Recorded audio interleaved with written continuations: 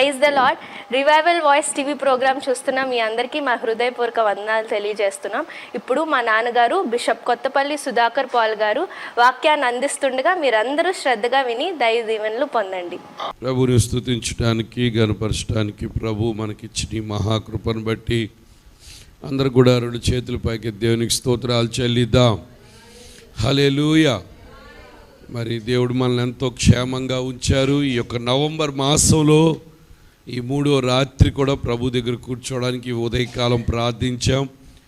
అలాగే మరి ఈ యొక్క రాత్రికాల సమయం కూడా ప్రభు దగ్గర కూర్చుని ప్రభుని స్తుతించడానికి గణపరచడానికి అనేకుల కొరకు ప్రార్థించడానికి ప్రభు మనకు చేసిన కార్యాన్ని బట్టి అందరూ కూడా రెండు చేతుల పైకి దేవునికి స్తోత్రాలు చెల్లిద్దాం. హల్లెలూయా. మరి ఈ రాత్రి కూడా మరి అదే వచనం నుంచి కొన్ని మాటలు మనం నేర్చుకుంటూ ఉన్నాం. యెషయా గ్రంథం 55వ అధ్యాయము 6వ వచనం. యెహోవా మీకు దొరుకు కాలమునందు ఆయనను వెదుకుడి, ఆయన సమీపములో ఉండగా ఆయనను వేడుకొనిడి.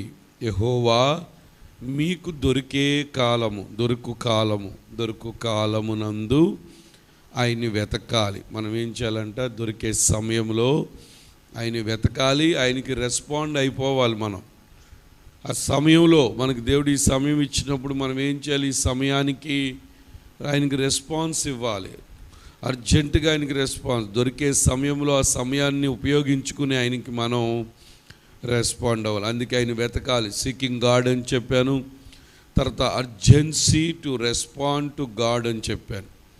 ఈరోజు 3వది ఏంటంటే repentance and turning to God.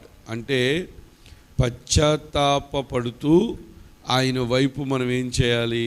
తిరగాలి. రిపెంటెన్స్, పశ్చాత్తాపం.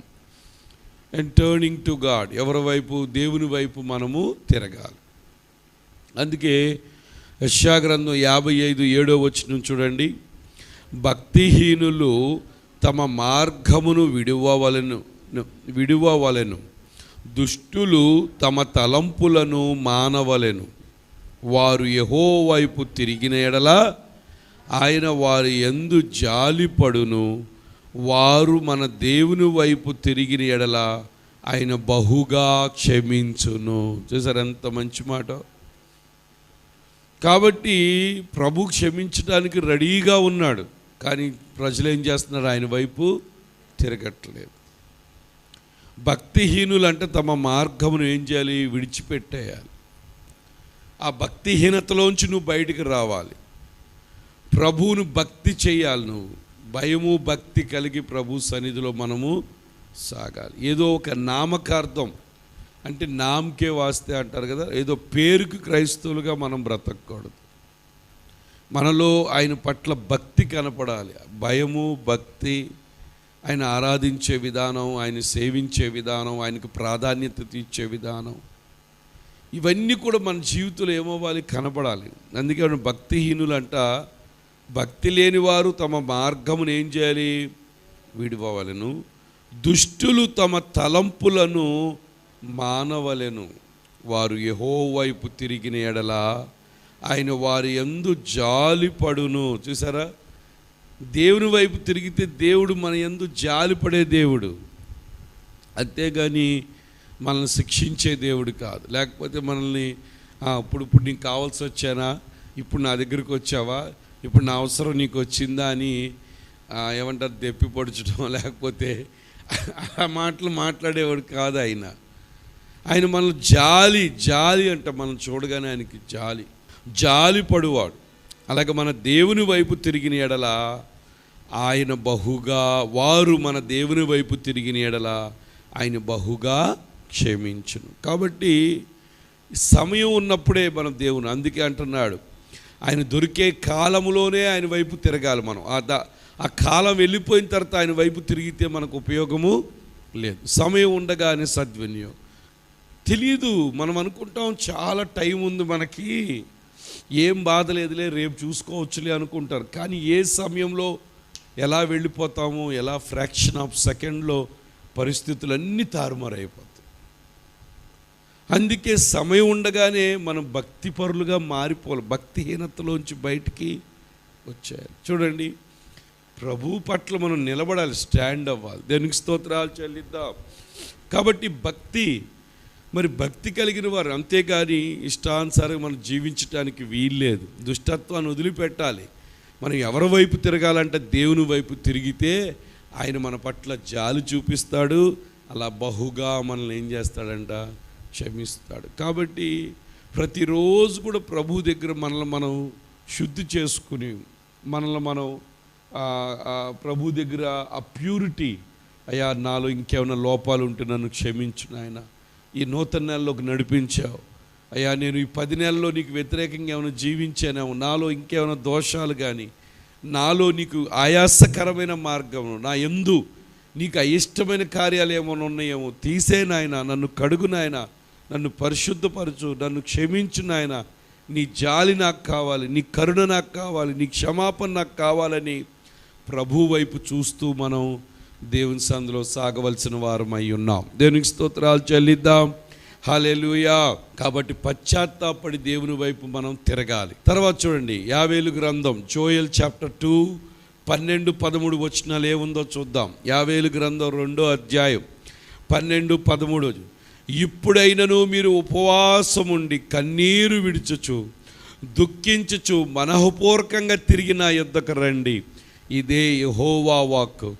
నీ దేవుడైన యెహోవా కరుణా వాత్సల్యములు గలవాడు, శాంతమూర్తియు, అత్యంత కృపగలవాడునయ్యుండి తాను ఉద్దేశించిన కీడును చేయక పశ్చాత్తాపడును గనక మీ వస్త్రములు కాక మీ హృదయములను చింపుకొని ఆయన తట్టు తిరుగుడి. దేనికి స్తోత్రాలు చెల్లిద్దాం. హల్లెలూయా. ప్రభు సన్నిధికి ఎందుకు వస్తున్నాం తెలుసా? మన వస్త్రాలు చింపుకోవడం కాదు, మన హృదయాలను చింపుకోండి అంటున్నాడు. మనలో ఉన్న భక్తిహీనతను తొలగించుకోండి, దుష్టత్వాన్ని తీసివేయండి. ఆయన కరుణ కావాలా, ఆయన వాత్సల్యత కావాలా, ఆయన శాంతమూర్తి అంట, అత్యంత కృపగలవాడయ్యుండి తాను ఉద్దేశించిన కీడును చేయక పశ్చాత్తాపడును గనక మీ వస్త్రములు కాక మీ హృదయములను చింపుకొని ఆయన తట్టు తిరగాలంటే. ఎవరి తట్టు తిరగాలి? మనం ఎప్పుడు కూడా ఆయన తట్టే తిరగాలి. తప్పిపోయిన కుమారుడు తండ్రి నుంచి ఏం చేశారు? దూరంగా పారిపోయాడు. ఎక్కడికి వెళ్ళిపోయాడు? తండ్రి దగ్గర ఆస్తి తీసుకుని ఫ్రెండ్స్ అందరు చెప్పారు, అరే మీ నాన్న మంచోడు కాదు, మీ నాన్న నీకేమి ఇవ్వడంటే నాన్నతో గొడవపడి రావాల్సిన డబ్బులు తీసుకుని ఫ్రెండ్స్తో కలిసి వేరే ఊరు వెళ్ళిపోయి ఫుల్గా ఫ్రెండ్స్, ఆయన దగ్గర డబ్బులు ఉన్నాయి కదా, డబ్బులు ఉన్నప్పుడు అందరూ ఫ్రెండ్సే, డబ్బులు లేనప్పుడు ఎవడు కూడా మనతో రారు. సరే అని చెప్పి బాగా ఆయన దగ్గర డబ్బులు ఉన్నప్పుడు చక్కగా తినేశారు, చక్కగా ఎంజాయ్ చేశారు, డబ్బులు అయిపోయినాయి, అందరూ వదిలి వెళ్ళిపోయారు. వీడు ఆకలికి అప్పుడుదా బాగా తినున్నాడు కదా, ఆకలి తట్టుకోలేక పనికి వెళ్తే ఎక్కడ పని దొరకలా, లాస్ట్కి పందులు మేపటానికి ఒక పని దొరికింది. ఆఖరికి ఆ పందులు పొట్టుతో కడుపు నింపుకుందామన్నా ఆ అవకాశం దొరకలా. అప్పుడు వాడికి బుద్ధి వచ్చింది, అయ్యో మా తండ్రి గారి ఇంట్లో ఎంతమంది పనులకు రోజు మంచి ఆహారం దొరుకుతుంది, నా బ్రతుకు చూడు ఎలా అయిపోయిందని చెప్పి పశ్చాత్తాపడి వీపు చూపించి వెళ్ళిపోయిన వాడు తిరిగి మళ్ళీ తండ్రి ఇంటికి రాగానే ఆ తండ్రి క్షమించి పోగొట్టుకున్న స్థానాన్ని తిరిగి ఏం మాట్లాడాల, ఎప్పుడు వచ్చావా ఏంటి ఏమనలా, ఆ పశ్చాత్తాపం వాడి జీవితాన్ని మార్చేసింది. దేనికి స్తోత్రాలు చెల్లిద్దాం. కాబట్టి రిపెంటెన్స్ అనేది చాలా ముఖ్యం. మనం పొరపాట్లు చేస్తాం, ఒక్కోసారి తొందరపడి మాట్లాడతాం, ఒక్కోసారి తొందరపడి దేవునికి అయిష్టమైన కార్యాల్లో పాలు పొందుతామేమో, ఒక్కోసారి చెత్త ఆలోచనలో ఉంటాం, ఒక్కోసారి తెలియక. ఎందుకంటే పాప లోకంలో ఎవ్వరు పర్ఫెక్ట్ కాదు, ఎవ్వరు నిక్కచ్చ మనుషులు కాదు, మనిషి ఎవడు నిక్కచ్చు కాదు, ప్రభు ఒక్కడే కరెక్ట్ అయిన మనిషి, ఆయనే పర్ఫెక్ట్ దేవుడు. కాబట్టి మనం అన్పర్ఫెక్షన్లో ఉన్నాం, పర్ఫెక్షన్ లేని వాళ్ళుగా ఉన్నాం, మన జీవితంలో లేదు. ఒక్కోసారి తొట్టిల్లుతున్నాం, పడిపోతున్నాం, లెగుస్తున్నాం. నీతిమంతుడు పడిపోయినా తిరిగి లేవకుండా ఉండడు. ఖచ్చితంగా మాటల ద్వారా, చూపుల ద్వారా, ప్రవర్తన ద్వారా, నేత్రాశో, శరీరాశో, జీవవిడంబమో ఏదో మన పరిస్థితులు పడిపోయినప్పుడు వెంటనే ఇంక నేను పడిపోయిన కదా అని చెప్పి ఆ గిల్టీలో లేతే నేరారోపణ స్థితిలో ఒక నిమ్నతా భావంతో ఉండడం కాదు, కానీ ప్రభువా నన్ను క్షమించని మళ్ళీ నువ్వు అడిగితే నా యేసయ్య నిన్ను క్షమిస్తాడు. దేనికి స్తోత్రాలు చెల్లిద్దాం. హల్లెలూయా. అందుకే ఆ పశ్చాత్తాపం నీవు పోగొట్టుకున్న స్థితిని మళ్ళీ తీసుకొస్తుంది. ఏదైనా తోటలో పశ్చాత్తాపం లేదు. ఆదాం పశ్చాత్తాపడినా, అవ్వం పశ్చాత్తాపడినా కథ వేరేగా ఉండేదేమో. వాళ్ళు పశ్చాత్తాపడలేదు కానీ నేరారోపణ చేస్తూ ఉన్నారు. నువ్వు వచ్చిన ఈ స్త్రీ దగ్గరికి వెళ్తే ఆ పామే అని ఒకళ్ళ మీద ఒకళ్ళు నేరాలు చెప్పుకున్నారు. కానీ ఎక్కడ కూడా రిపెంటెన్స్ అంటే పశ్చాత్తాపడినట్లుగా మనకు అక్కడ తెలియలేదు. దేవునికి స్తోత్రాలు చెల్లిద్దాం. కాబట్టి రిపెంటెన్స్, ఆ పశ్చాత్తాప హృదయము నువ్వు పోగొట్టుకున్న స్థితిని మళ్ళీ నీకు తీసుకొస్తుంది. దేవునికి స్తోత్రాలు చెల్లిద్దాం. కాబట్టి ప్రభు దగ్గర మనం ఎలాగుండాలో తెలుసా? ఆ రిపెంటెన్స్, ఆ పశ్చాత్తాపం పొంది ప్రభు వైపు తిరిగి. అందుకంటున్నాడు మన దేవుడు ఎవరంట? కరుణావాత్సల్యత కలిగిన వాడు. పక్క వాళ్ళు చెప్పండి, నా దేవుడు కరుణావాత్సల్యత కలిగిన వాడు అని చెప్పండి. రెండోది ఏంటో తెలుసా? శాంతమూర్తి అంట. మరి దేవుని నమ్ముకున్న బిడ్డలు ఎంత శాంతం ఉందో ఒకసారి పరీక్షించండి. ఒక్కసారి మిమ్మల్ని మీరు నన్ను కొంతమందికి ఏదైనా సరి చేశామా, గద్దించామా, ఏదన్నా చెప్పాము. కొంతమందికి ఎవరి సలహాలు నచ్చవు. ఎవరైనా సలహా ఇస్తే నచ్చదు. చాలా గందరగోళం, అరిసేయడం, కేకలేస్తాడు. శాంతం లేదు. ప్రశాంతత, శాంతంగా ఉండాలి. వచ్చే వారం దేవుని యొక్క మైండ్ ఎలాంటిదో తెలుసా? Peace of mind. ఆయన చాలా ప్రశాంతత కలిగి ఉండే దేవుడు ఆయన. దేవునికి స్తోత్రాలు చెల్లిద్దాం. కరుణావాత్సల్యత కలిగిన వాడు, శాంతమూర్తియు, అత్యంత కృపగలవాడై ఉండి తాను ఉద్దేశించిన కీడును చేయక. ఆయన కూడా ఏమవుతాడంటే పశ్చాత్తాపడును కనుక నీ వస్త్రములు కాక మీ హృదయములను. ఇదిగోండి, ఈ వాక్యం ఒక చోట జరిగింది. ఎవరైనా చెప్తారా? ఎక్కడ ఎవరు జరిగింది ఈ సిచ్యువేషన్ అంతా కూడా? ఎవరైనా చెప్తారా? నినివే పట్టణం. దేవుడు నినివే పట్టణాన్ని నాశనం చేసేస్తానన్నాడు. యోనాని వెళ్ళి చెప్పమన్నాడు. యోనా ఎక్కడికి పారిపోయాడు? ఎక్కడికి పారిపోయాడు? తర్షీషుకు పారిపోయాడు. ఎక్కడికి వెళ్ళి పడుకున్నాడు? ఓడ అడుగు బాగా నిద్రపోతున్నాడు. పైన ఏం జరుగుతుందో ఏమీ తెలియదు. వాళ్ళందరూ వచ్చి పోయి నిద్రపోతా, పైన అంతా తుఫాను వచ్చి సామాన్ అంతా పడేస్తారు. ఎవరి కాళ్ళు దేవుడు ప్రార్థించుకుంటే నువ్వు నిద్రపోతున్నావా అని చెప్పగానే యోనాకు అర్థమైపోయింది. దేవుని చిత్తలోంచి పారిపోతున్నాడు కదా, ఈ శ్రమకు కారణం నేనే అని అర్థమయ్యే వాళ్ళతో చెప్పాడు.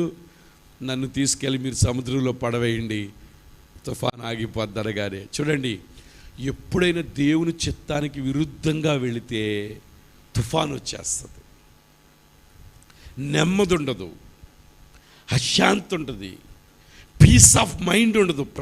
అశాంతిని కోల్పోతాం.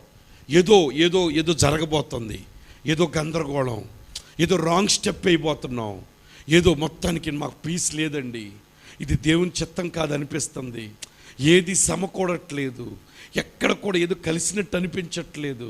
నిజంగా చూడండి, యోనా వెళ్ళాల్సింది నినివేకి వెళ్ళి ఏం చేయాలి? ఆయన చెప్పే వార్త మంచి వార్త, చెడ్డ వార్త? మంచి వార్త. ఏంటి తెలుసా? అరే మీరు పశ్చాత్తాపడిపోతే మీరు చచ్చిపోతారు. ఆ మాట వరకు నచ్చుద్దా? ఇప్పుడు సంఘంలో నేను వచ్చే సదా నువ్వు దేవునికి విరుద్ధంగా జీవిస్తున్నావు, నువ్వు సరిగ్గా పశ్చాత్తాపడి నువ్వు జీవించకపోతే నీ జీవితం అయిపోద్దని చెప్పినాక సదాకి ఎలా ఉంటుంది? ఇలాంటి వార్త చెప్పాలి. ఏమని? మీరు పశ్చాత్తాపడపో, దేవుని దృష్టిలో మీరు తేలిపోయారు, మీ పని అయిపోయింది, అగ్ని గంధకాలు కురవబోతున్నాయి, నినివే పట్టణం నాశనం అయిపోతుంది, ఇంకా మీరు చనిపోతారు, మీ పరిస్థితి దేవుని దగ్గర నుంచి ఉగ్రత రాబోతుంది అని చెప్పమంటే ఈ మనోడు ఏం చేశాడు? ఎన్ని చెప్పకోకుండా తర్షీషుకు పారిపోయాడు. దేవుని చిత్తానికి వ్యతిరేకంగా వెళ్ళిపోయాడు. కాబట్టి దేవుడు ఊరుకుంటాడా? ఎప్పుడైనా దేవుని చిత్తానికి వ్యతిరేకంగా చేసినప్పుడు మనకు అర్థమైపోద్ది. శాంతి ఉండదు, సమాధానం ఉండదు, మనతో పాటు మన పక్కనోళ్ళకు కూడా ప్రశాంతత ఉండదు. దేవునికి స్తోత్రాలు చెల్లిద్దాం. కాబట్టి దేవుని చిత్తం ఉన్నప్పుడు మనకి చాలా పీస్ ఆఫ్ మైండ్ ఉంటుంది, చాలా ప్రశాంతంగా ఉంటాం. ప్రభు చిత్తం మనకు తెలుస్తూ ఉంటుంది. దేవునికి స్తోత్రాలు. అందుకే ఆ పీస్ రావాలి. ఇది దేవుని చిత్తమే అనిపిస్తుంది, నాకేం గాబరాలేదు, గందరగోళం ఏమీ లేదు, ఇది ప్రశాంతంగా అట్లా రావాలి. దేవునికి స్తోత్రాలు. వెంటనే తీసుకెళ్లారు, సముద్రంలో పడేయగానే అప్పటికే చేపను రెడీ చేశాడు దేవుడు. చేప కడుపులో 3 రాత్రులు అక్కడ కూర్చుని మొర్ర పెట్టాడు. అయ్యా నన్ను క్షమించయ్యా, నేను తప్పు చేశానయ్యా, నన్ను వదిలేస్తే నేను వెళ్ళిపోయి మళ్ళీ చెప్తానని పశ్చాత్తాపడి మళ్ళీ వెనక్కి వెళ్ళి నినివే పట్టణం అంతా తిరిగి చెప్పగానే వాళ్ళు ఏం చేశారో తెలుసా? ఆ మాట నమ్మేసి ఎవరు రివర్స్ అవ్వకుండా కొట్టుకోకుండా వాళ్ళు పశువులకు కూడా నీళ్లు ఆహారం పెట్టకుండా రాజు సింహాసనం మీద దిగిపోయి బూడిదేసుకొని గోని పట్టా కట్టుకొని అందరు దేవుని దగ్గర కన్నీరు కారిస్తే దేవుడు ఏం చేశాడు తెలుసా? ఉగ్రతను తప్పించి వాళ్ళందరిని కూడా దేవుడు రక్షించాడు. దేనికి స్తోత్రాలు చెల్లిద్దాం. హల్లెలూయా. పశ్చాత్తాపం అనేది మన బ్రతుకులో మనం కోల్పోయిన స్థితిలోకి మళ్ళీ మనల్ని తీసుకొస్తుంది. దేవునికి స్తోత్రాలు. తప్పిపోయిన కుమారుడు పశ్చాత్తాపడ్డాడు, మళ్ళీ పోగొట్టిన స్థితి వచ్చింది. కాబట్టి యోనా పశ్చాత్తాపడ్డాడు, చేప కడుపులోంచి బయటకు వచ్చాడు. నినివే పట్టణస్థులు పశ్చాత్తాపడ్డారు, దేవుని ఉగ్రత నుంచి తప్పించబడ్డారు. కాబట్టి రిపెంటెన్స్, పశ్చాత్తాపం అనేది చాలా విలువైన ఘట్టం మన జీవితంలో. తప్పు చేసావు, తొందరపడి మాట్లాడావు, ప్రభువా నన్ను క్షమించు నాయన. అందుకే ప్రార్థన కూర్చున్నప్పుడు వెంటనే నీ సహోదరుడి మీద ఏమన్నా దోషం ఉంటే ముందు వెళ్ళి క్షమాపణ, ఫర్గివ్నెస్, క్షమాపణ పొంది వచ్చి నీ బలిపీఠం ముందు బలి అర్పించాలి. కాబట్టి ప్రభు దగ్గర, అయ్యా నాలో ఇంకేమైనా లోపాలుంటే క్షమించు, నేను పశ్చాత్తాపడుతున్నాను, నేను తొందరపడేమని మాట్లాడాను, అసూయిగా మాట్లాడుతున్నాను, నాలో శరీర కార్యాలు ఏమైనా ఉంటే తొలగించివే అని చెప్పి ప్రభు దగ్గర మనం అడిగినప్పుడు గొప్ప కార్యాలు మనం పొందుతాం. దేనికి స్తోత్రాలు చెల్లిద్దాం. హల్లెలూయా. తర్వాత చూడండి, అపోస్తుల కార్యాలు 3:20 మీ కొరకు నియమించిన క్రీస్తు యేసును ఆయన పంపునట్లు మీ పాపములు తుడిచివేయబడు నిమిత్తమును మారు మనస్సు నొంది తిరుగుడి. చూసారా? ఎప్పుడు తిరగాలి, ప్రభు వైపే తిరగాలి. మనం గుర్తుపెట్టుకోండి, పశ్చాత్తాపం అంటే ఏంటి? ఒక దారి ఎంచుకుని మనం వెళ్ళిపోతున్నాం, ఆ దారి సరైంది కాదు నాయన, నువ్వే నా దారి అని చెప్పి ఏం చేయాలి? మనం ఆయన వైపు, ఈ 5 రోజులు ఆయన వైపే తిరుగుతున్నాం, ఉదయకాలం ఆయన వైపే తిరుగుతున్నాం. అయ్యా నువ్వే మా దిక్కు, నువ్వే మా ఆధారం అని చెప్పి ఆయన వైపే మనం తిరుగుతున్నాం. అందుకన్నాడు, మీ కొరకు నియమించిన క్రీస్తు యేసును ఆయన పంపునట్లును మీ పాపములు తుడిచివేయబడు నిమిత్తమును మారు మనస్సు నొంది తిరుగుడి. మారు మనస్సు నొంది ఏం చేయాలంట? తిరగాలి. మరో మనస్సు రావాలి, మారు మనస్సు, లోక మనస్సు కాదు. ఆయన వైపు మనం తిరగాలి, ఆయన వైపు మనం తిరగాలి. ఎప్పుడైతే ఆయన వైపు తిరుగుతామో, ఆ యొక్క రిపెంటెన్స్ పొంది ఆయన వైపు తిరుగుతామో, ఆయన మన పట్ల శాంతి చూపిస్తాడు, కరుణా సంపన్నుడుగా ఉంటాడు, కృపావాత్సల్యత కలిగిన వాడుగా ఉంటాడు. కాబట్టి మన జీవితంలో అనేకమైన కార్యాలు ఆయన చేస్తారు. దేనికి స్తోత్రాలు చెల్లిద్దాం. హల్లెలూయా. తర్వాత యాకోబు రాసిన పత్రిక 4:8 కూడా చూడండి. దేవుని యొద్దకు రండి, అప్పుడు ఆయన మీ యొద్దకు వచ్చును. చూసారా? దేవుని యొద్దకు రండి, అప్పుడు ఆయన మీ యొద్దకు వచ్చును. పాపులారా, మీ చేతులను శుభ్రము చేసుకునుడి, దిమనస్కులారా మీ హృదయములను పరిశుద్ధపరచుకొనుడి. దేవుని యొద్దకు రండి, అప్పుడు ఆయన మీ యొద్దకు వస్తాడు. చూసారా? కాబట్టి మనం దేవుని యొద్దకు మనమే రావాలి దేవుని యొద్దకి. ఆయన మన యొద్దకు రావటం కాదు, మనమే ఆయన యొద్దకు రావాలి. హల్లెలూయా, హల్లెలూయా. మనమే దేవుని యొద్దకు రావాలి. చూడండి, దేవుని యొద్దకు రండి, అప్పుడు ఆయన మీ యొద్దకు వచ్చు.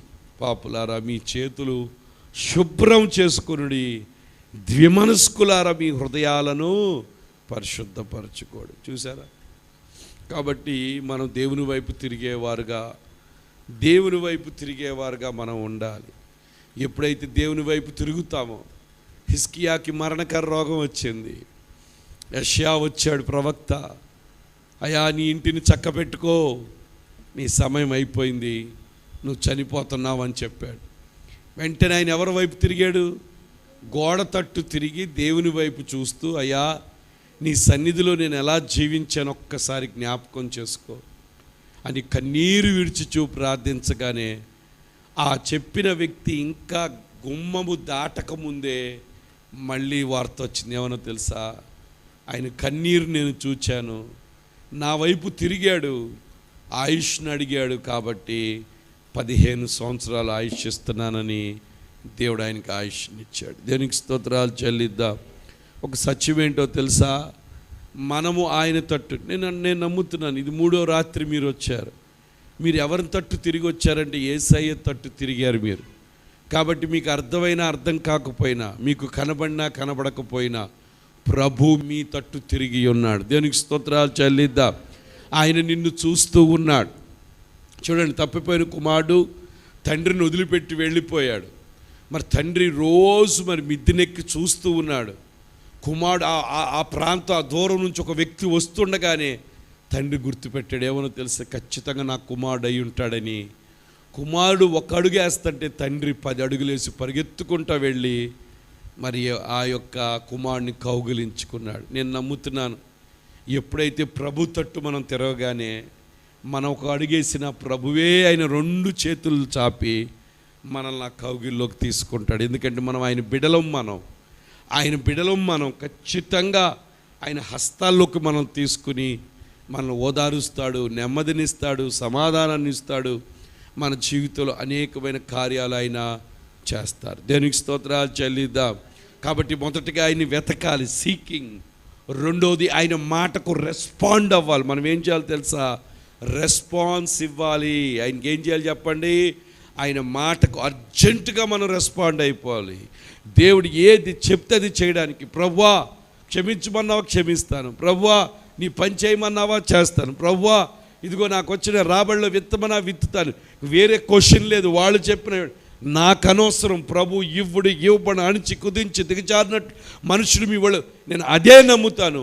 నా ప్రభు చేయమన్నదే నేను చేస్తాను. నేను స్తోత్రాలు. ప్రభు మాటకు మనం రెస్పాండ్. చూడండి, పేతురు ఎంత చక్కగా ఆ ఉదయకాలం రాత్రి ఎంత కష్టపడ్డాడు, చేపలేం పడలేదు, వలలతో కడుక్కుంటున్నాడు. ప్రభు మాటకి ఆ యొక్క పడవలో కూర్చుని కొంచెం లోతుకు పోనీయమని వెంటనే రెస్పాండ్ అయిపోయాడు. నేను చేయను, ఇప్పుడు నేను రాత్రి అంతా కష్టపడ్డాను, అలసిపోయాను, నిన్నేగా ప్రార్థన చేసింది, మళ్ళీ ఇప్పుడు ప్రార్థన అంటున్నాను ఏంటి? రాత్రి ప్రార్థన చేసా, మళ్ళీ పొద్దున ప్రార్థన ఏంటి? నాకొద్దు, అట్లా అనకూడదు. అంత అలసిపోయి ఉన్నాడు. చికాకులో ఉన్న ప్రభుకి స్థానం రెస్పాన్స్ ఇచ్చాడు, రెస్పాండ్ అయ్యాడు. ఇచ్చిన ఆ యొక్క రెస్పాండ్ ఏం చేసిందో తెలుసా? కొన్ని గంటల తర్వాత చుట్టుపక్కల వాళ్ళందరిని ఆశ్చర్యపరిచే స్థితిలోకి తీసుకెళ్ళిపోయింది. దేవునికి స్తోత్రాలు చెల్లిద్దాం. హల్లెలూయా. అదే అవకాశం ప్రభుకి ఇవ్వకపోతే 2 పడవల నిండా చేపలు నిండాయా? పక్క వాళ్ళు వచ్చి సహాయం చేసేవాళ్ళ? వలలు పిగిలిపోయాయా? తర్వాత ఏం చేశాడు తెలుసా పేతురు? అవన్నీ వదిలిపెట్టాయా, నేను పాపాత్ములను వదిలిపెట్టామనగానే ప్రభు చెప్పాడు, ఇదిగో ఇక నుంచి నువ్వు మనుషులు పట్టే జాలరుగా చేస్తా. నిజంగానే ఒక్క ప్రసంగానికి 3000 మందిని పట్టేశాడు. దేవునికి స్తోత్రాలు చెల్లిద్దాం. హల్లెలూయా. కాబట్టి ప్రభు మాటకు మనం రెస్పాండ్ అవ్వాలి. అర్జెంటుగా రెస్పాండ్ టు గాడ్ అన్న అర్జెన్సీ. ప్రభు ఏది చెప్తే అది చేయాలి. ప్రార్థన చేయమంటే ప్రార్థన చేయాలి, వాక్యం చదవమంటే చదవాలి, ప్రభు సన్నిధిలో సమయం గడపమంటే గడపాలి. ఆ తర్వాత 3వదిగా చూస్తే పశ్చాత్తాపడుతూ దేవుని వైపు తిరగాలి మనం. దేవునికి స్తోత్రాలు చెల్లిద్దాం. చాలామంది పశ్చాత్తాపడి చచ్చిపోతారు. చూడండి, ఆ పశ్చాత్తాపం లేకపోతే ఆ వచ్చిన గలిబిలి అది ఆ బ్రతుకుని తీసేసింది. కానీ నిజమైన పశ్చాత్తాపం, నిజమైన మారు మనసు ఏం చేస్తుంది తెలుసా? నీ పరిస్థితిని మెరుగుపరుచుద్ది. దేవునికి స్తోత్రాలు చెల్లిద్దాం. కాబట్టి పశ్చాత్తాపడి ఎవరి వైపు తిరగాలి? దేవుని వైపు తిరగాలి. ప్రభువా, ఎందుకంటే నినివే పట్టణస్థులు పశ్చాత్తాపడి దేవుని వైపు తిరిగారు. వారి జీవితాలను కాపాడుకున్నారు, పట్టణాన్ని కాపాడుకున్నారు, పశువులను కాపాడుకున్నారు, వారి ఆయుష్ను కాపాడుకున్నారు. దేవునికి స్తోత్రాలు చెల్లిద్దాం. అలాగే మనం దేవుని తట్టు తిరిగేవారుగా ఉందాం. సమయం ఉండగానే, అందుకే మనం చదివాం, మన మూలవాక్యం మనం చదువుకున్నాం, యెహోవా మీకు దొరుకు కాలమందు ఆయనను వెదుకుడి. ఆయన సమీపంగా ఉండగానే ఆయనను ఏం చేయాలంట? వేడుకోవాలి. దేవునికి స్తోత్రాలు.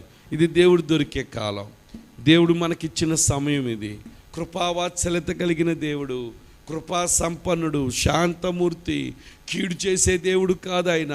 నీ పట్ల పశ్చాత్తాపడే దేవుడు, నీకు మేలు చేసే దేవుడు. మనం ఆయన తట్టు తిరిగితే ఆయన మన తట్టు తిరుగుతాడు. కాబట్టి మనమే ఆయన తట్టు తిరగాలి. రెస్పాన్స్ మన దగ్గర నుంచే ప్రారంభం అవ్వాలి. నువ్వు ఆయన తట్టు తిరిగావా? ఖచ్చితంగా నీ జీవితంలో యోనా దేవుని తట్టు తిరిగాడు, ప్రభు ఆయన్ని విడిచిపెట్టలేదు. ఆయన జీవితంలో గొప్ప కార్యాలు దేవుడు చేశాడు. నువ్వు నా మాట వినలేదు కదా, నీకు ఇదే శిక్ష అనలేదు, కానీ వెంటనే పశ్చాత్తాపడి ఆయన్ని ఆ చేప కడుపులో బయటికి తీసుకొచ్చాడు. అదే యోనాను తీసుకెళ్ళి నినివే పట్టణంలో సువార్త చెప్పించి వాళ్ళందరిని కూడా రక్షణలోకి నడిపించారు. దేవునికి స్తోత్రాలు చెల్లిద్దాం. కాబట్టి యెహోవా దొరుకు కాలం ముందు ఆయన ఏం చేద్దాం? వెతుకుదాం. ఆయన సమీపంగా ఉండగానే ఆయన ఏం చేద్దాం? అందుకే ఆయన వెతుకుదాం. ఆయన సీక్ వెతుకుదాం. ఆయన చెప్పిన మాటలకు రెస్పాండ్ అయిపోదాం, పశ్చాత్తాప పొందుదాం, ఆయన వైపు తిరుగుదాం. దేవునికి స్తోత్రాలు చెల్లిద్దాం. ప్రభు దగ్గర అయ్యా నాలో ఏమన్నాను, అయ్యా అయిష్టమైన కార్యాలు ఉంటే తీసేయను ఆయన. అయ్యా పైకి భక్తిగా ఉంటున్నానేమో, లోన నాయన ఇటువంటి చెడు కార్యాలు నాలో ఉన్నాయేమో, క్షమించు నాయన అని అడుగుదాం. అందరూ కూడా ప్రభు ఇదిగో నాయన ఈ రాత్రి మా జీవితాలు మీ చేతిలో పెడుతున్నాం. ఎన్నోసార్లు వైదొలిగిపోయాం, ఎన్నోసార్లు తప్పిపోయాం నాయన. ఈ నెలలో మమ్మల్ని పరిశుద్ధపరుస్తున్నావు నాయన. ఈ నెల మీరు మాట్లాడుతున్నారు నాయన, నిన్ను వెతకాలని మీరు మాట్లాడుతున్నారు, నీ మాటకి అర్జెంటుగా లోబడాలని మాట్లాడుతున్నారు, పశ్చాత్తాపడి నీ వైపు తిరగాలని మీరు మాట్లాడుతున్నారు. అయ్యా మేము నీ వైపు తిరిగే కృప మాకు దయచేయండి. మీ నామానికి మహిమ తెచ్చుకోండి. పవిత్రత యథార్థత మాకు దయచేయండి.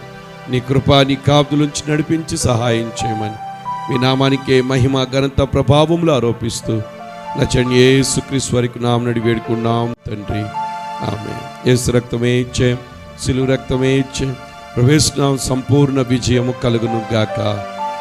తండ్రి యొక్క ప్రేమయు ప్రభువైన యేసుక్రీస్తు వారి కృప, పరిశుద్ధాత్మిక అన్యోన్య సహవాసం మనకు సకల పరిశుద్ధులకు కూడా ప్రతి బిడ్డకి సదాకాలం దేవుడు తోడయుండును గాక. ఆమేన్.